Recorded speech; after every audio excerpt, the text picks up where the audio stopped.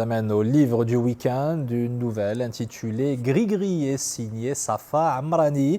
L'histoire d'une petite figurine aux formes arrondies confectionnée par un artisan en mal d'amour. Elle va ensuite passer de main en main pour résoudre des situations ou jeter des sorts qui la dépassent. C'est du moins ce que l'on comprend à travers ses propres propos relatés au fil des pages. Safa Amrani qui nous a rejoint sur le plateau du 20h Week-end. Ravi de vous recevoir. Soyez la bienvenue. Merci.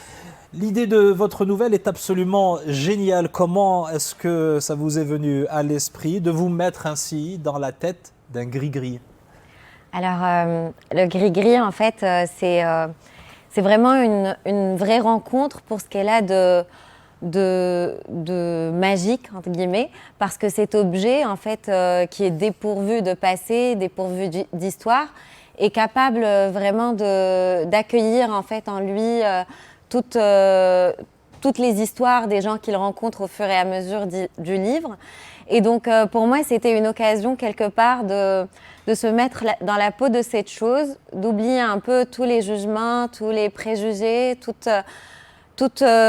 ce que je sais en fait, et être une chose qui va juste avoir un regard sur les gens qu'elle croise. Un gris confectionné au Sénégal, d'ailleurs on y était dans le reportage précédent. Il va passer de main en main au gré des sorts qu'on veut lui faire jeter, même si lui-même semble douter des pouvoirs qui sont les siens, ou du moins qu'on lui attribue d'ailleurs. Oui, mais effectivement en fait, lui ne sait pas.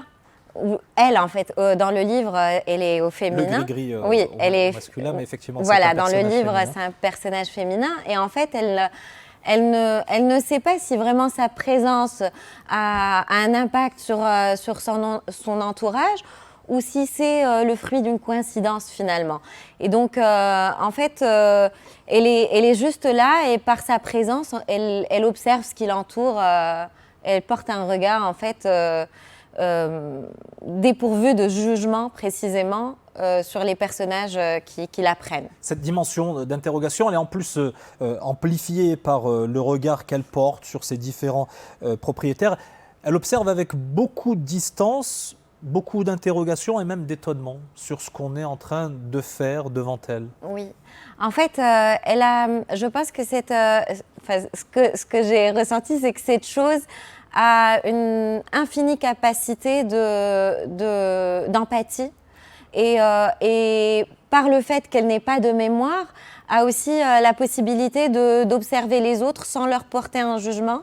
Et dans cette observation, en fait, elle se rend compte que ces gens-là partagent beaucoup de choses en commun.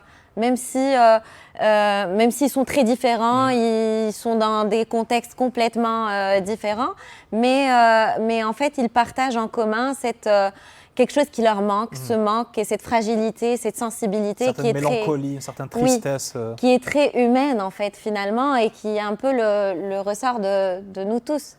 Cette humanité, vous parlez du gris-gris comme d'un objet, mais à travers la manière dont vous en parlez, dont vous la faites parler, il y a cette part d'humanité, c'est plus qu'un objet.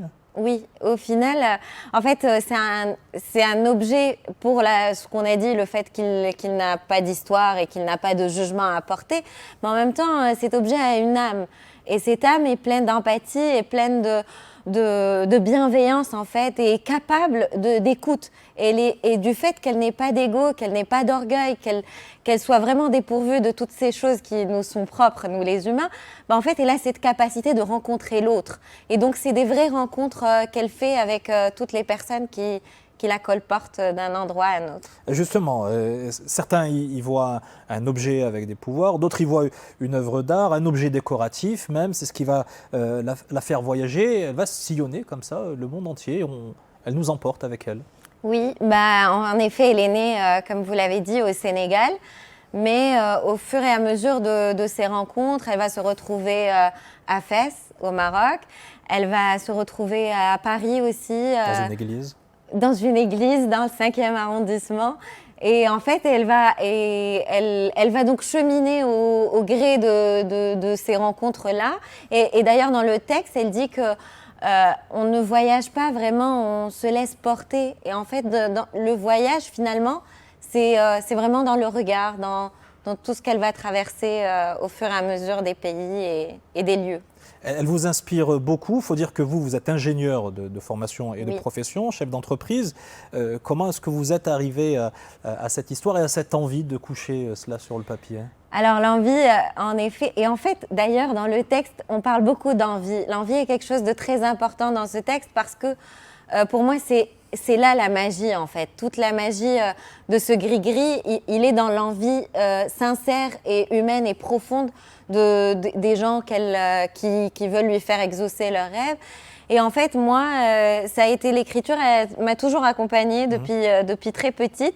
Et même si mon parcours n'a pas vraiment convergé vers ça, enfin, j'ai pas fait d'études littéraires, mais elle a toujours accompagné mes cahiers de mathématiques, mes livres de chantier. Et en fait, mon envie a été de lui donner une forme, de lui donner du temps, de lui donner un peu plus de place dans ma vie. Et c'est de là que aussi j'ai fait des rencontres merveilleuses. J'ai rencontré Pierre Pasquale, qui est l'éditeur en fait et le créateur de la maison Le Sélénite. Et en fait, c'est aussi cette rencontre qui a fait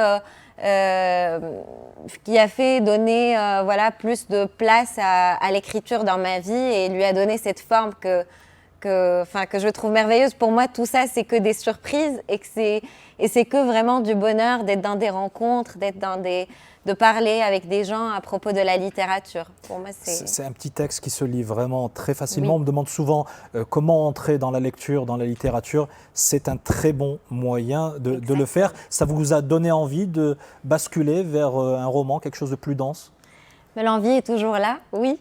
Maintenant, je ne sais pas quand est-ce que ça se fera ou peut-être que ça sera aussi une forme courte. Et je trouve les formes courtes très intéressantes, effectivement, parce qu'elles facilitent l'accès, en fait, à la littérature et aussi elles permettent, en fait, dans ce temps où on bouge beaucoup, on est souvent sur notre téléphone, de prendre le temps de lire et de s'extirper de notre monde réel. Et c'est pas plus mal. Dernière question, la fin de l'histoire, on ne va pas la dévoiler. Non.